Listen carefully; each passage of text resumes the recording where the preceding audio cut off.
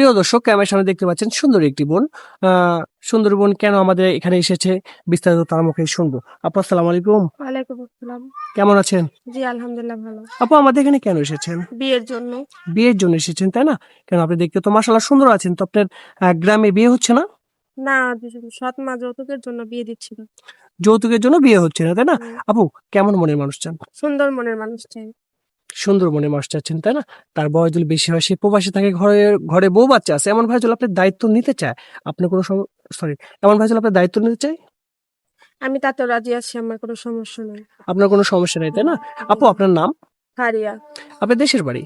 টাঙ্গাইল। আপনার ফ্যামিলিতে কে কে আছে?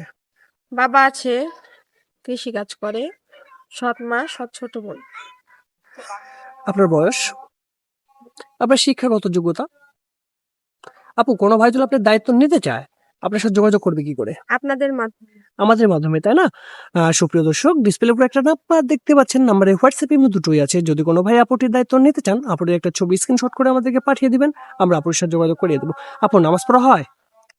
ঠিক আছে আপু, ভালো থাকবেন, আসসালামু আলাইকুম।